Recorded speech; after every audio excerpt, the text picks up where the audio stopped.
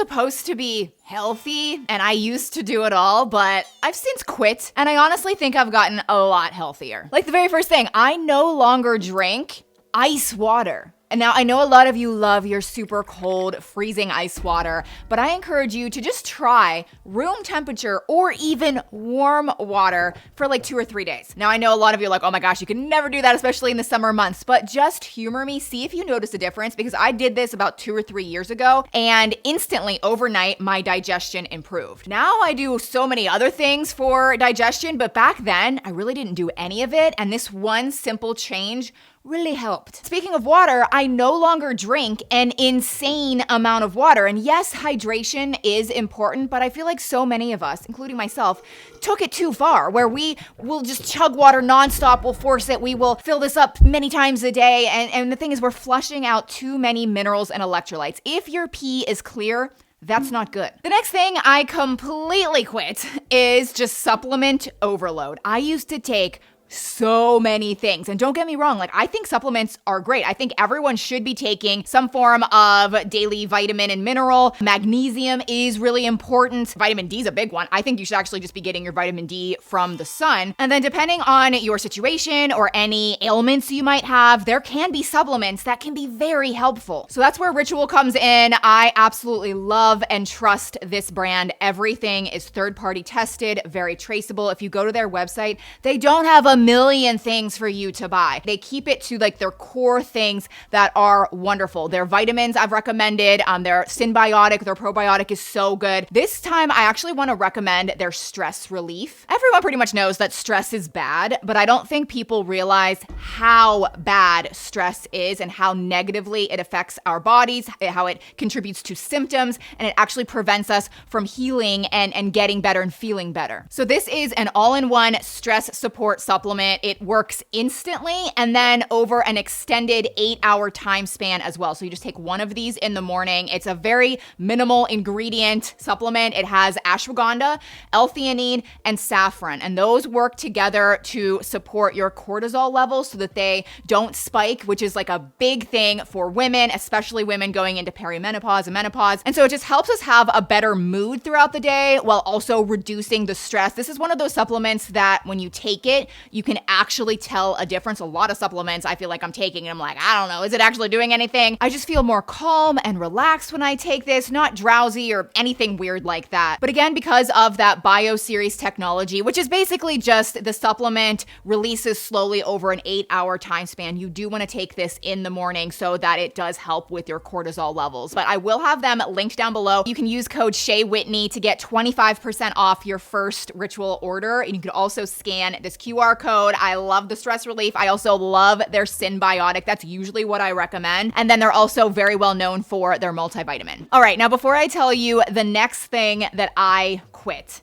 I want to emphasize that for this particular one, everyone is going to be different. So for me, I quit forcing myself to eat breakfast. And I know there's so many conflicting opinions and conflicting information out there saying it's so important to eat a good breakfast in the morning. It's good for hormones. It's good for your adrenals and all of that. And then there's the other side of the spectrum where people say intermittent fasting and not eating breakfast is actually way healthier. I don't know what the truth is, but for me, I notice a black and white difference that when I do not eat breakfast and I hold off on eating until 1 or 2 o'clock in the afternoon, I feel so much better. Listening to your body is absolutely crucial. If you wake up and you're ravenous and you feel good after you eat, then by all means, you should eat. But if you're not that hungry, don't force it and see if you feel better throughout the day. Now, the next thing I really do think everyone should actually quit, and it's using greens powders. People think that this is an easy shortcut into getting your vegetables into your body or just like healthy stuff into your body, when in reality, not only do I think it's not very good for you, especially if there's added sugar and just like other bad stuff in it to make it taste better, but it's just a waste of money. You just need to suck it up. You just need to go straight to the source and actually eat vegetables. There is one shortcut that I do think is okay, and that's creating smoothies. You could add frozen vegetables to smoothies and, mask it a little bit that way. But again, you're still going to the actual source of real vegetables. And then there's another powder that I very recently quit, and it's gonna blow your mind because everyone's obsessed with this, but it's protein powder. I know everyone thinks protein powder is a necessity. People act like they can't even live without their protein powders. Now, I am not saying that they're all bad. There's definitely ones better than the others. But again, I think it's better to just go straight to the source with vegetables and even meat for your protein. Protein powders are it's processed protein. I think people don't realize how much it is affecting their gut. If you struggle with constipation, protein powders could be secretly why. And then on the flip side, there actually is a powder that I think more people should be talking about, and it's fiber. That actually is straight to the source. The psyllium husk is so good. It is like a powder. You can add it to smoothies or water down it. It is a real fiber that helps to bind to toxins. It helps everything move better throughout your body. There's also acacia powder, which is so good. That's actually like a prebiotic. It feeds your gut to make it work better. Another thing that I completely quit is eating sourdough bread. Everyone acts like sourdough bread is so healthy for us because of the fermentation process. And I agree that maybe it's more gentle on our stomachs, but is it healthy for us?